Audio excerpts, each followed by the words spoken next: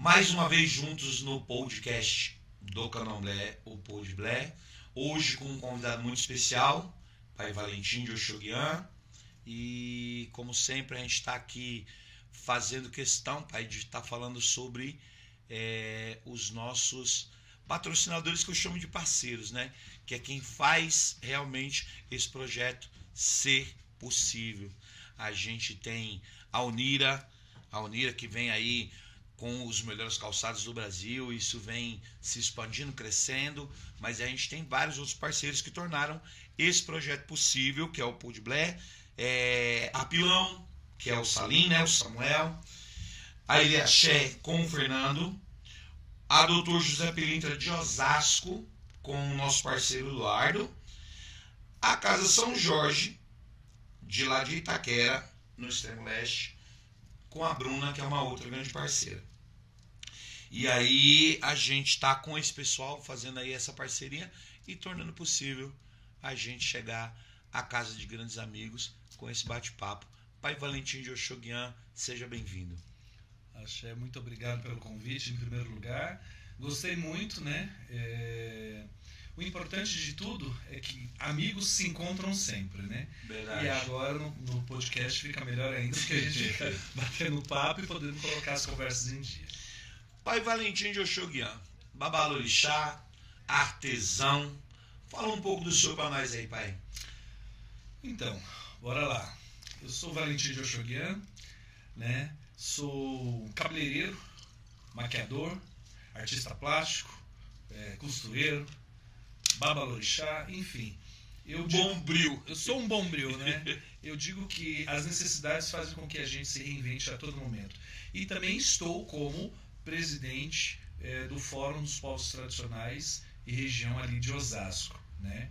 Onde a gente nós buscamos políticas públicas e formas de ouvir a população para trazer o poder público mais próximo às pessoas, principalmente das casas de candomblé. Não, maravilhoso. Em primeiro lugar, essa luta que a gente já vem travando a vida toda com essa coisa de trazer políticas públicas e algum meio, todas as formas que a gente possa conseguir, de trazer alguma coisa para o nosso povo, como um povo tão sofrido, um povo tão massacrado, né? Historicamente a gente fala sobre os negros que foram massacrados, mas independente de cor de pele, a gente vem encontrando aí uma luta que isso não é para diminuir a sagacidade ou a crueldade que o racismo imprime. Então, veja bem, eu não estou querendo diminuir isso de forma nenhuma. O racismo é cruel e é uma coisa diabólica. Mas a gente, enquanto povo tradicional de matriz africana, independente de cor de pele, a gente vem batendo numa tecla e passando por muitas dificuldades e privações, porque o nosso povo é carente em vários sentidos. Isso é fato. O que acontece? O nosso povo precisa não apenas da informação, eles precisam aceitar a informação. Porque muitas vezes a informação chega. Só que eu pergunto, as pessoas querem ouvir?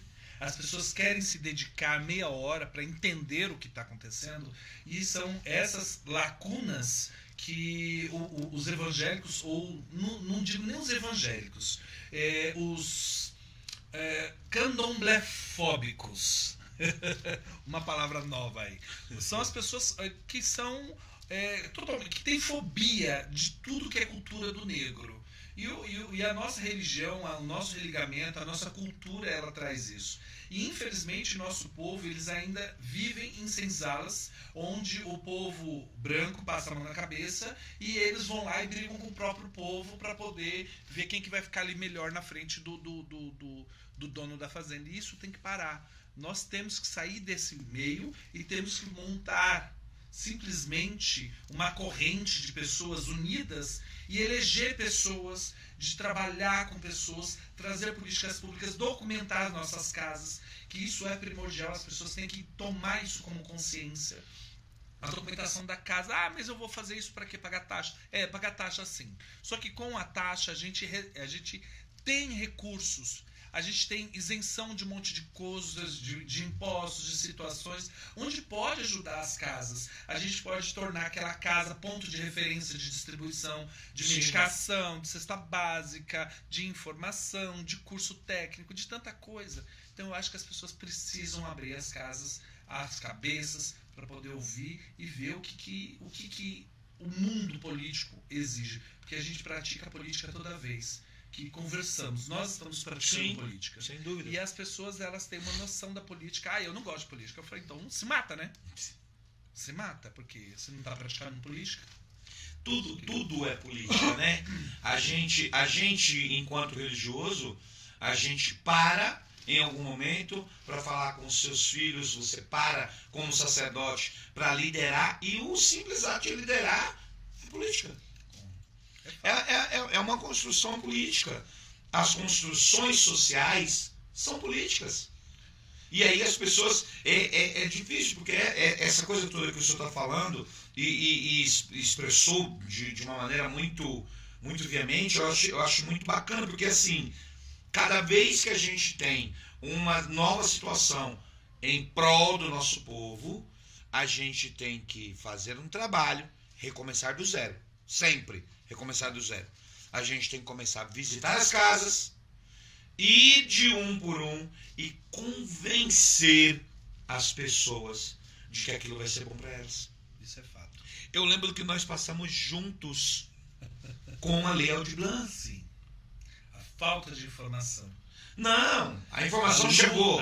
A luta para colocar as pessoas ali. Para que as pessoas se convençam da informação. E não, sim, mas não somente isso, porque também teve a falta de informação de pessoas que fazem parte desse métier, digamos assim, do poder público, vir trazer, e quando eles trouxeram, as pessoas fecham as portas acreditando que isso não é verdade.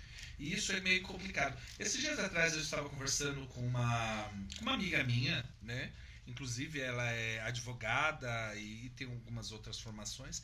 Ela falou assim, Pai Valentim, sabe qual o problema que acontece, que o senhor não estourou ainda na mídia e em alguns outros pontos? Eu falei assim, não tenho a menor noção. Porque pra mim, né? Pra mim estava bem. Ela falou, sabe o que é? O senhor tenta trazer informações palpáveis, o senhor tenta trazer informações de políticas públicas, o senhor tenta trazer toda hora a questão da união, e as pessoas não querem isso. As pessoas, elas querem o quê? A fofoca daqui, a fofoca dali, o que um fez, o que o outro fez, qual é o bafão da hora, o bafão do momento, que é isso que vai mover a vida das pessoas, e não a questão de uma informação. Por exemplo, o que é um acaçá? O porquê de um acaçar? O que é uma folha? Por que rezar a folha? O porquê acordar a folha? O porquê jogar água no chão? Por que acalmar a terra para receber um obi, receber uma obrigação, receber uma palavra, um ofó? Então isso as pessoas não estão tão interessadas. As pessoas estão interessadas... Mona, você viu? Fulana de tal pegou fogo dos pés à cabeça porque isso e aquilo. Então, isso é um grande transtorno que a nossa cultura tem, e que nós temos que perder esse vínculo, o vínculo da sujeira, o vínculo mas essa coisa que a gente vivencia de uma vida toda, que a gente está dentro dessa religião a vida toda, e a gente vivencia isso de uma forma que não é só a informação religiosa. Sim. A informação pública, a informação de militância, todas essas informações que são coerentes para o nosso dia a dia, que vão nos fazer falta de alguma forma, em algum momento, e a gente ainda tem que lutar para convencer a pessoa de absorver aquilo.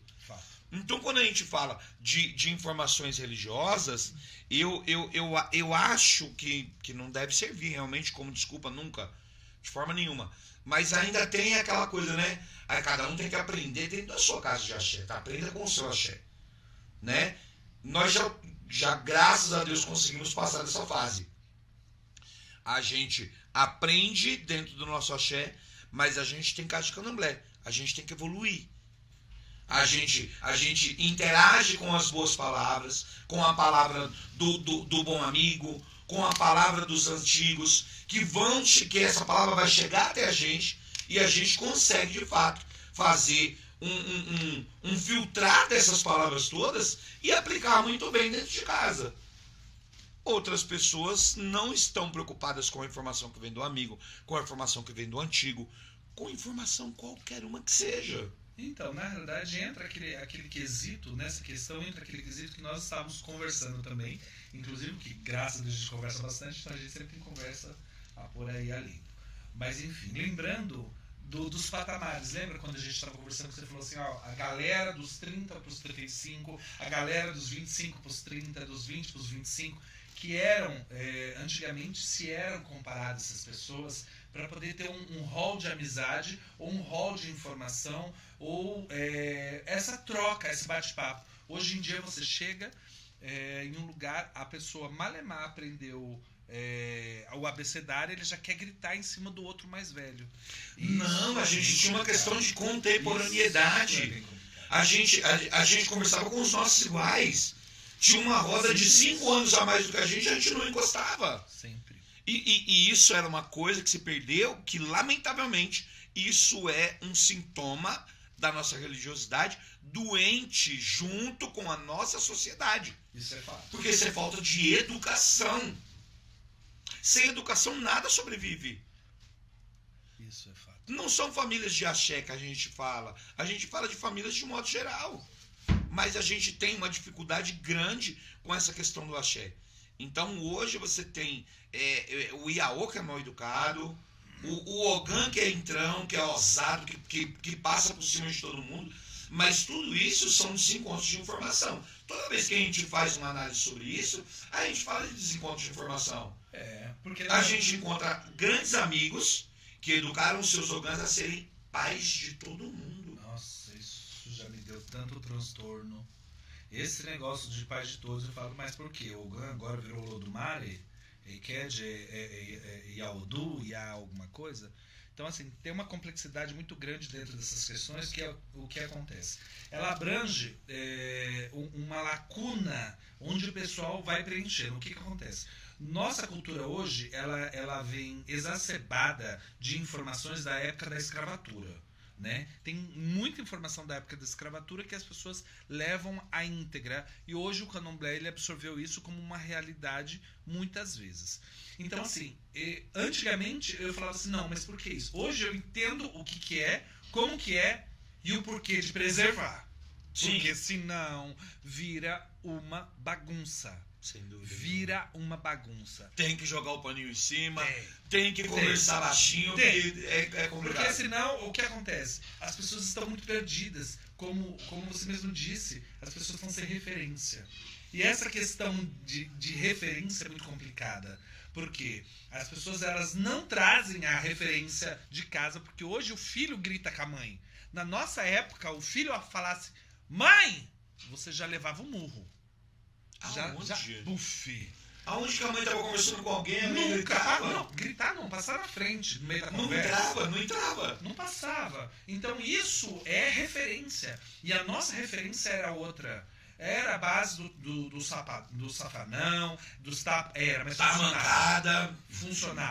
Funcionava. Porque hoje em dia, os filhos de hoje em dia, eles ultrapassam. Ou eles são extremamente sensíveis, que você fala pra ele, essa camiseta tá torta, pronto, ele já entra em depressão. Não, a camiseta tá... eu estou sofrendo bullying. Gente, bullying. Difícil, o meu bullying na minha época, eu fui espancado por 8 pessoas na escola. Isso pra mim era um bullying. Que eu tenho cicatriz na testa até hoje. É lógico que depois eu sou do Shoguiana, eu peguei um por um sozinho, mas enfim. Fiz algumas coisas a mais. Mas essa é pra outra entrevista. Mas... aí o que acontece? Hoje em dia a camiseta tá torta, as pessoas começam a ter convulsão, ou se não elas reagem, nossa meu filho, a camiseta tá torta, o que tem a ver, o que você tem a ver com isso, e que não sei o que. Então ou é o 8 ou é o 80, ou elas são extremamente sensíveis ou extremamente agressivas. Então, e os pais de hoje em dia não estão conseguindo segurar essa tempestade toda, e isso é um grande problema. E o Candomblé, infelizmente ou felizmente, ele sofre o reflexo, mas ele também serve para colocar o cabresto na boca de algumas pessoas. que é necessário ter um limite. É necessário mas a gente sofre dentro do candomblé com essas pessoas que vêm mal educadas. Muito. Aí você tem... E eu falo pela minha experiência. Eu demoro para encontrar um equilíbrio em determinados momentos. Porque você tem que saber como agir com o agressivo e como agir com o sensível demais. Então, ainda é complexo pra gente e essa coisa é difícil chegar num consenso. Porque a gente também vem de uma criação dentro do candomblé que a gente tem que lidar com todo mundo com igualdade. E hoje você não consegue lidar com igualdade. Não tem como. Não tem como. Porque as nossas abás, que graças a Deus eu ainda tenho a minha, você também tem a sua, mas tem as outras, e aí sucessivamente, que a gente sabe que elas nunca tiveram freio. Que elas têm que falar, elas falam. Sim. Seja na sua frente ou seja na frente de todo mundo. E a gente, como bom vodunce, cata. O máximo que você podia fazer é encher o olho d'água, sair, resolver tudo e voltar. Mãe, tá tudo pronto. Ou abá fulano, tia fulano, ou mãe fulana, tá tudo pronto, tá tudo certinho, acabou. E vai chorar na cama que é lugar quente. Lógico, simples assim. E sem ninguém perceber, por gentileza, senão fica feio. Hoje em dia, não, imagina, dá processo. Você acha? Você acha? Imagina você fazer isso com uma barra daquelas, das antigas. Nunca. Imagina, o axé inteiro se vira contra a pessoa. Entendeu? Então, assim, eu acho que as pessoas estão perdendo muita referência. A sensibilidade e a agressão estão muito à flor da pele. Ou é 880. Isso entra na questão política, porque você vai visitar uma pessoa para dar uma orientação para uma pessoa, como eu fiz algumas vezes. E às vezes você é recepcionado de uma forma extraordinariamente, estupidamente fria, calculista, grossa, expelindo. Entendeu? E aí eu te falo, o que adianta você lutar para as pessoas que não querem ouvir ou não querem fazer? Mas você tem que continuar, porque a luta é essa. Sim. A luta é essa. A militância é essa, independente da pessoa que quer ser defendida ou não, mas faz parte da nossa realidade. A gente sempre fala muito sobre essa questão de legalização e tudo. E essa legalização está voltada à questão de quem legaliza sua casa por determinados meios e quem legaliza sua casa por uma associação, por uma federação. As pessoas também têm que saber que existem meios e meios e o que é adequado para um e o que não é adequado. Fato. E aí, você não quer ter tanta dor de cabeça, se filia a uma federação que seja... Mas procura alguém de um trabalho que sério. seja de um trabalho sério. Porque eu vou ser bem franco com você, não estou criticando nada, nem ninguém. Mas existem trabalhos excepcionais. Também como existem trabalhos porcaria. Não, existem trabalhos que são feitos somente para ganhar. Eu vou ser bem franco, eu prefiro que cada casa abra a sua associação, abra a sua empresa, entre aspas, né? Que dessa forma tenha o seu CNPJ, monte, estruture o seu estatuto. Inclusive, nós, dentro do fórum, temos uma equipe que trabalha com isso, estamos até com projetos para ajudar, auxiliar, com taxas... só taxas e não valores, como normalmente as pessoas passam por isso, para ver se a gente consegue ajudar. Mas tudo depende, né? Tudo porque depende. Tem, como você falou no começo da conversa, né? Existem coisas que na constituição de um CNPJ, por exemplo, as pessoas têm taxas, têm encargos a assumir, porque são direitos e deveres. Sim, fato. Então você tem que cumprir com os deveres, assumir esse ônus para que você tenha o bônus. Sim. Então você estar legalizado vai ter um custo em qualquer âmbito da vida. Sim. Mas eu te falo uma coisa, o ônus de uma documentação, de uma EBE, de uma casa, de um Ileaxé, ou de uma casa, seja ela qual for, é muito menor do que o bônus. O bônus é muito maior. O bônus da estrutura da estrutura de uma casa, ela pode propiciar muito mais do que a pessoa tem noção. É porque as pessoas são muito relaxadas. Elas são preguiçosas, relaxadas mesmo. Elas fazem um CNPJ, deixam lá e deixam apodrecer. Isso quando fazem. não pagam taxa disso, não pagam tem que dar a continuidade. E às vezes são taxas anuais ou mensais. Sim, então, de acordo com o tipo de trabalho, Sim. a pessoa tem que ter uma assessoria de contábil. Mas você consegue também, em compensação, fazer projetos, estruturar projetos junto com a população, com a sociedade civil, trabalhar, se tornar reconhecido pelo bairro. Trazer Isso o povo para dentro da casa. Trazer o povo, desmistificar o demonização, que nós não temos demônio nenhum. Sim. Né? Nós não temos demônio nenhum. Então temos que desmistificar isso. E para você desmistificar, você tem que mostrar o seu trabalho. Mostrar, porque o candomblé, eu falo pelo candomblé, não tanto pela Umbanda, porque nós vivemos isso. Mas o candomblé, ele é uma cultura completa.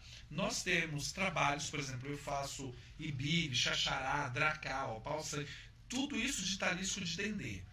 Então, assim, tem todo um trabalho artesanal. Então tem cultura. Porque dentro da cultura tem canto, tem dança, tem atabaque, que é a parte sonora. Inclusive... A musicalidade é muito musicalidade forte é muito na nossa forte. cultura. Inclusive, eu tenho uma filha de santo, que inclusive ela está por aqui, né? Que ela nada mais, nada menos, ela é presidente do... Como que é o nome? Da Ordem dos Músicos. Nós conseguimos uma cadeira que foi colocada ali. Pra quê? Para os ogãs. Que bacana. Para os ogãs. Aí a mãe Luizinha, nossa abá Luizinha, foi a madrinha que ajudou e que corroborou com tudo isso. Né? E aí tivemos grandes nomes, só que hoje está parado. E aí, o que essa Ordem dos Músicos proporciona para os lembro ogãs? que na Ordem dos Músicos os ogãs tiraram as suas credenciais. As credenciais podiam ser registrados, trabalhar, ter CNPJ, com tudo isso. Prolabore, tudo. Lecionar. Eles poderiam dar aula de música, por exemplo, você faz um projeto de musicalidade, você tem a carteirinha do músico ali, ó, para ele poder receber dentro do projeto. Na emenda que foi direcionada para o governo ou para uma empresa privada, ele coloca tudo lá, coloca certinho, ele recebe. Então, Claro. assim, tudo isso é o quê? Informação. Que são projetos que as pessoas podem estar participando, serem remunerados, e tudo isso é em prol do nosso povo. Sim. Mas as pessoas não estão nem aí para a informação. Tanto que é cheio de cultura, é culinária, é cozinha, é música, é tanta coisa. Tanto que eu me lembro desse projeto que a gente teve um monte de gente que se registrou na época para tirar a credencial, mas depois largaram de mão. Então, mas não podem, né? É isso que tá. Isso tem que Poder ser. eles podem, que eles fizeram, mas não deveriam. Sim, não podem porque o que acontece? É um benefício que eles conseguiram. Conquistaram, na realidade. Foi um trabalho muito árduo, porque as pessoas vão lá tirar a carteirinha e acham que a Ordem dos Músicos abriram para nós. Não foi bem assim. A Ordem dos Músicos abriram porque teve um trabalho muito grande, uma persuasão muito grande, muita porta batendo na cara, nessas idas e vindas, para conquistar esse direito. Conquistou o direito, agora tem que fazer o quê? Político que nós estávamos falando. Tem que fazer o quê? Tem que estar lá. Para mostrar para a Ordem dos Músicos que isso é uma realidade do nosso povo, que nós temos musicalidade, que nós temos força, nós temos tabaqueiros da Umbanda, nós temos ogãs do Candomblé, entendeu? Isso é necessário, e nós temos projetos maiores do que isso, principalmente dentro da Ordem dos Músicos, só que isso a gente não pode abrir agora, né? Isso a gente faz depois, mas enfim. É para uma outra entrevista. Lógico, mais para frente. Mas enfim, eu acredito que as pessoas elas precisam se empoderar das informações, Sim. utilizar delas da melhor forma possível. E sim, eu sou chato, por quê? Porque eu gosto de trazer aquilo que possa beneficiar. Que vai ser útil. Pra que eu vou ficar falando do tamanco da outra? Perdeu um tempo. Isso daí eu falo dentro da minha cozinha, quando estiver cozinhando. Pois é. Agora, se a gente está no bate-papo de gente inteligente, pessoas que cultas, pessoas que têm o poder da palavra, por que eu vou perder tempo em falar besteira? Vamos trazer perder cultura. tempo. E a perda de tempo não leva ninguém a nada. Não. Então, Pai Valentim, mas conta dessa coisa. Eu acho que o nosso papo está fantástico, sempre muito bom. Mas eu queria falar sobre outras coisas. Então bora lá. Eu me lembro dos seus projetos como artesão.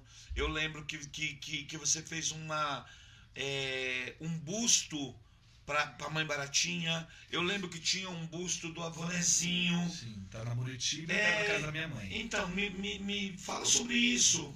O que acontece? Eu fiz alguns trabalhos, né? Alguns bustos da Mãe Toloquê, do Painezinho, né?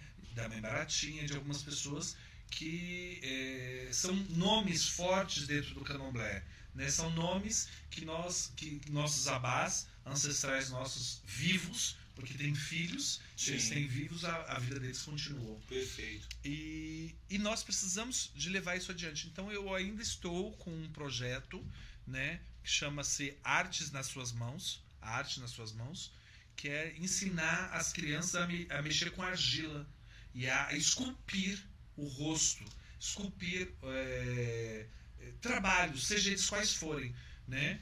E trazer isso. Tá, mas esses bustos que foram feitos, trabalhados em argila, com esse tipo de material, feitos baseado em fotografias. Fotografias. Inclusive, Painezinho eu não conheci, Mãe Toloquê eu não conheci, né? Mãe Baratinha eu a vi muito poucas vezes. Quem mais? Essas pessoas eu conheci muito. Quem eu conheci, eu vi poucas vezes. Sim. Porque é o que eu falei pra ti uma vez.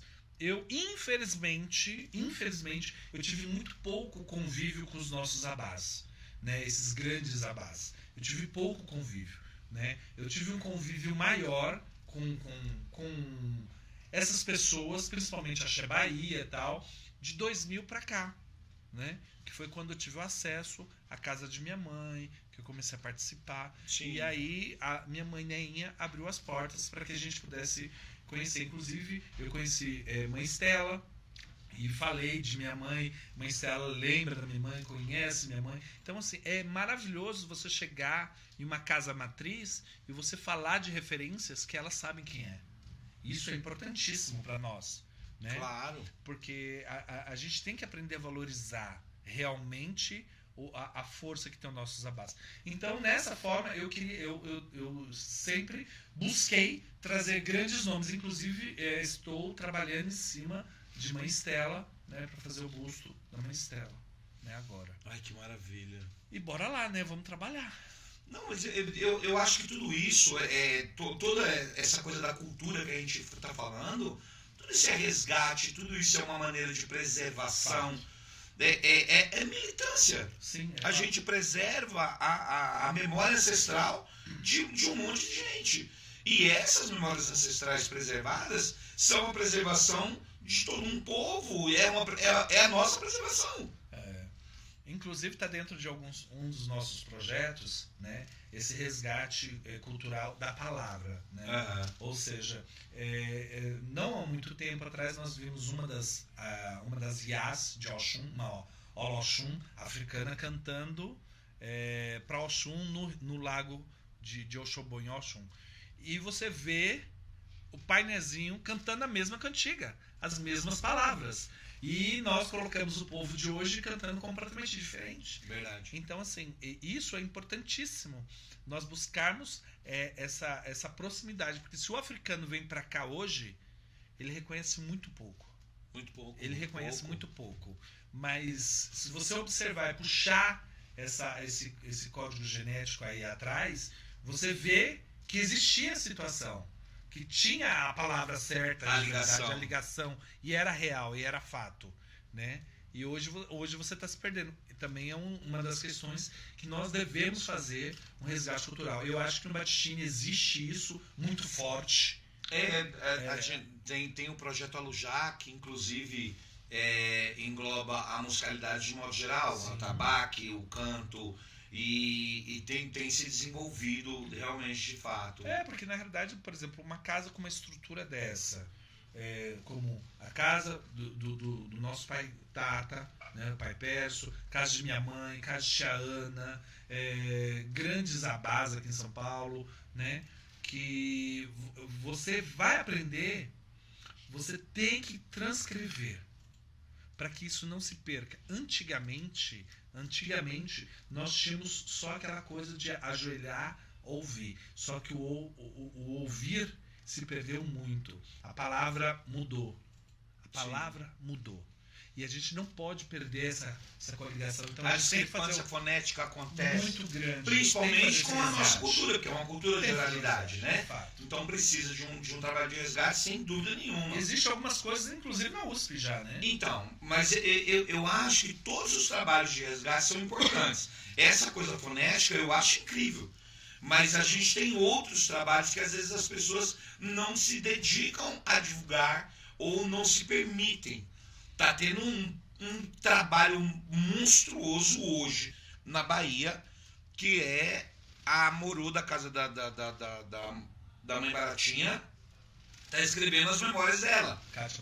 A Kátia de Obaluaí. Isso, ela tá escrevendo as memórias dela. Eu estive em contato com ela agora há pouco tempo, eu já adquiri meu livro. Então a gente está terminando, ela está terminando de adequar algumas coisas já para a gente combinar um negócio para poder enviar. E aí eu queria ver se a gente conseguia, de repente, um dia do lançamento desse livro em São Paulo. Eu acho que seria ótimo. Inclusive a gente pode providenciar algo mais. Eu acho fantástico. Então eu vou fazer assim, já de antemão já vou adiantar aqui a todos. Eu vou providenciar um busto de Mãe Baratinha para a gente colocar na inauguração do livro aqui em São Paulo. No lançamento. Aqui o lançamento. E esse busto vai para casa da minha mãe, que é a filha carnal dela. Perfeito. Já temos um compromisso aí. Temos um compromisso e um trabalho a ser executado. Não, e eu vou combinar com a Morô, porque a gente precisa fazer. Eu acho que isso vai ser um trabalho conjunto, não vai ser um trabalho meu ou seu. Eu acho que ela tem muitos parentes aqui, filhas, netos, e vivendo aqui dentro de São Paulo. E acho que todo mundo tem que se juntar e fazer uma coletânea de um lançamento fantástico do livro, porque é a história de uma vida, é um legado, e um legado gigantesco. É um legado, porque Mãe Baratinha, ela fez santo no IBC, ela era menina. E lá a cultura era isso, né? As crianças iam, faziam e continuavam, levavam seus filhos e aí sucessivamente, né?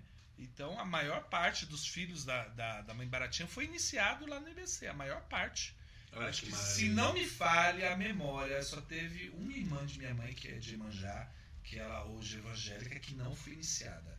Um ou dois filhos que não foram iniciados, que era filho de Mãe Baratinha. Os outros são todos iniciados. Mas é isso. O filho de mãe de santo tem que se iniciar, tem que iniciar cedo, tem que seguir com a vida. E acabou, vai comer do meu frango. Gente, vai se sustenta na minha galinha de macumba, tem que rapar a cabeça. Tem que saber o que é jebalé a cararó, né? É isso.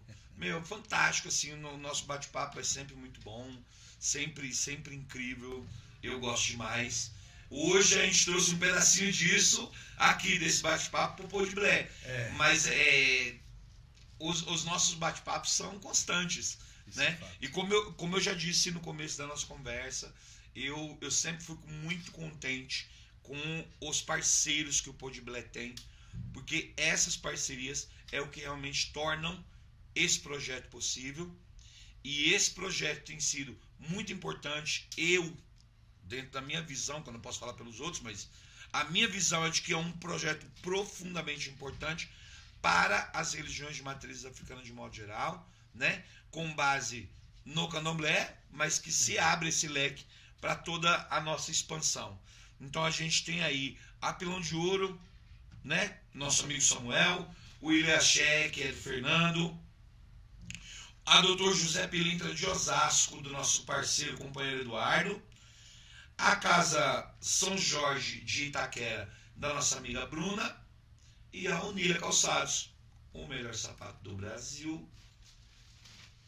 que está aqui sobre a mesa e nos pés dos brasileiros, do povo do candomblé.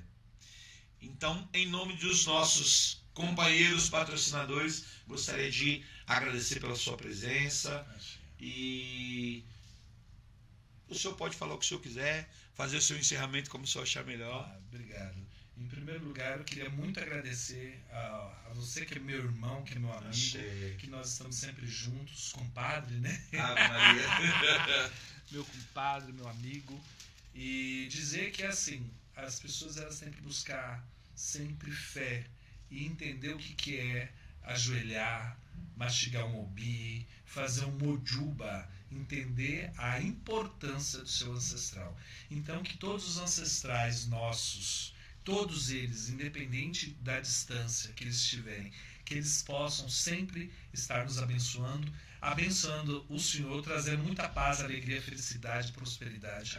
E que Oxum mesmo lhe abençoe com todo o amor, com toda a felicidade, com toda a alegria, e a todos nós. E um beijo gigantesco a todos. Axé.